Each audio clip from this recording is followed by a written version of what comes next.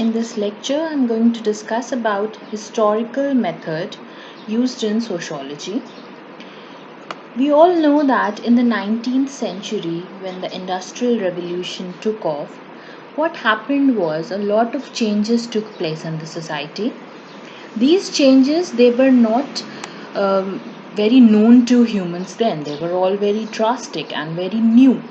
So, there was a need for a subject to understand these changes, the repercussions, the change in beliefs, ideas, and attitudes of people.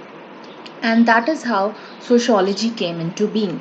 But it is also important to note here that at first it was historical sociology. How? Because we first studied about history, how man was earlier and what changed after industrial revolution. So please remember that to begin with it was historical sociology. Now, the use of history in sociology can be traced in the writings of Marx and Weber. We know how Marx said all history is a history of class struggle. So, what did he actually do? He studied what happened in the past and he found a pattern where the haves exploited the have nots, and he talked about that in length. So, a quantitative or the scientific temperament that was there in the society before industrial revolution, it had to change. We needed to come up with qualitative methods to study humankind, because it was not just black and white. It wasn't just that something you could, you know, get the results from in a lab, because humans as passive objects, subjects, they need to be studied in depth. We need to understand what is going on in the mind, what is going on in the society, why are so many people acting differently. So we can say that this is interdisciplinary in nature. Like, we need to study sociology and history both to find out about the study of cultural history.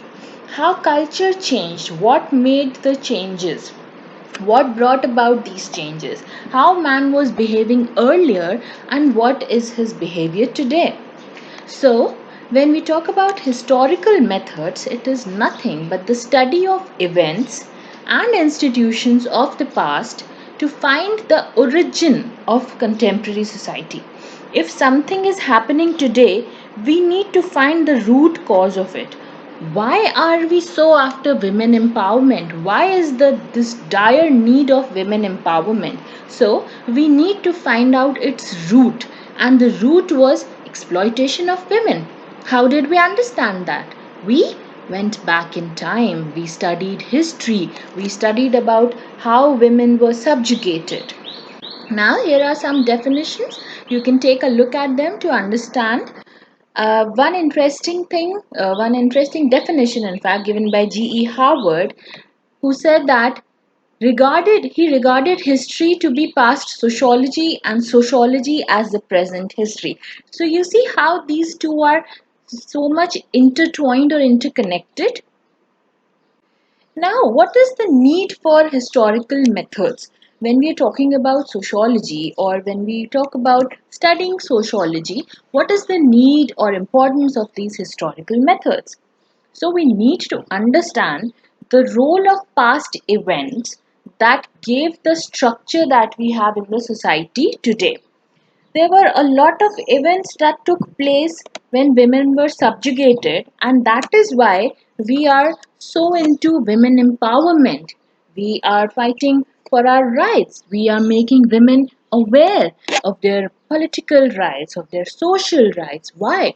Because of the past events which told us that yes, women were subjugated, they were dominated by men.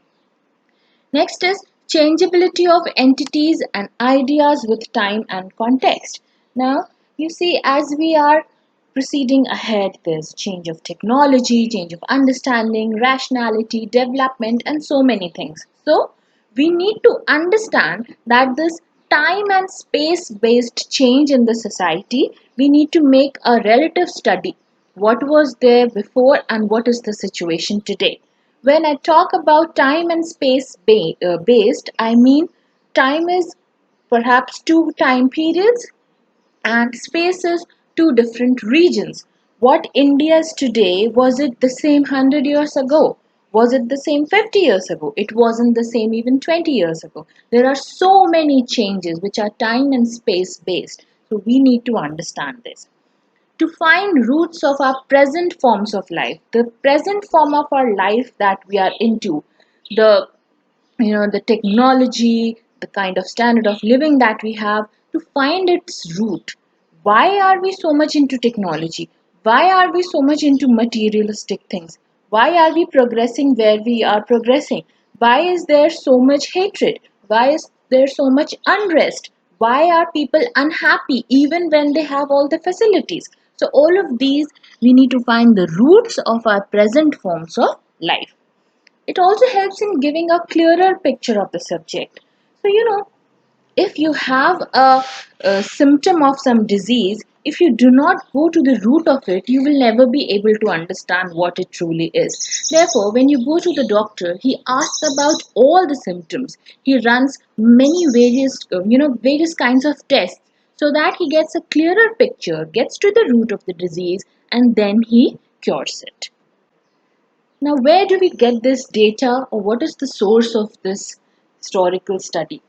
So, it can be primary or secondary. When we talk about primary, it is the literature, classical texts, perhaps images, songs, recordings which were published or unpublished that were produced in that period of time. In secondary sources, we can include journal articles, government documents, autobiographies, memoirs, etc. Another important term to note here is archives. So, what are archives? Archives are nothing but repositories where relevant materials are deposited and stored. So, they basically have historical material that are stored. They are very much like libraries. The only difference is when libraries have books, they have records. Records can be, private collections, microfilms, books from that period of time, etc. Now, as we move towards the conclusion, we know that this kind of research has a very narrow scope. How come? Because there is no evidence, first of all, if the literature and text, if you remember Marx, he said that the literature and the classical text, they were written by the wealthy, the kings, and they manipulated the text on the basis of how they wanted to present themselves. So, such kind of evidence is not actually an evidence, and they are not trustworthy sources. They are basically and mostly, they are usually form in the form of life stories of the kings, and they made the writers write it in a way that made them look good. Also, when we talk about historical method, there is a lack of objectivity and scientific investigation, because you cannot check what is written as right or wrong, and also then because of this reason your objectivity suffers. And when there are so many stories and so many forms of literature and text available, you become more or less subjective. It is not capable of addressing all the problems of society today, because there is a huge contrast in the society that was there in earlier period of time and today. So the society's problems cannot be understood or solved. Not all the problems can be understood or solved by this method.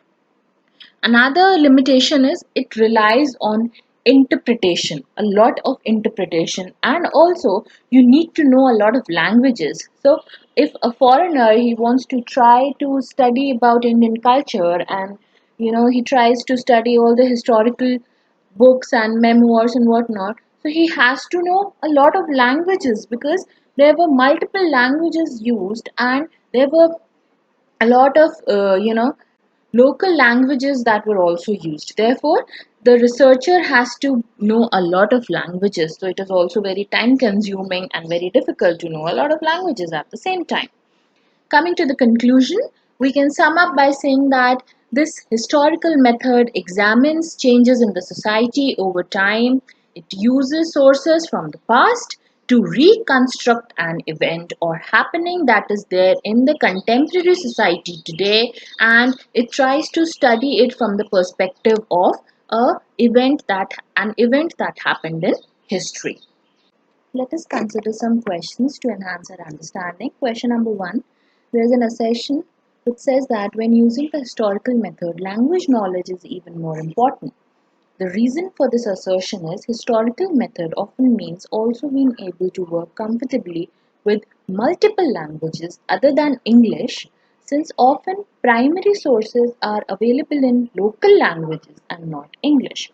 So the answer will be second option is correct, A is correct and R is the correct explanation. This is because we just discussed that there can be many languages which are not English and the researcher has to has a knowledge of them to efficiently work with it. Question number 2. Consider the following statements.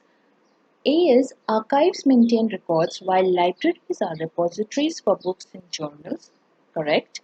Archives do not necessarily subscribe to journals or retain books. So the answer will be D. Both are true. Archives, they do not subscribe to journals or books. They mainly have records.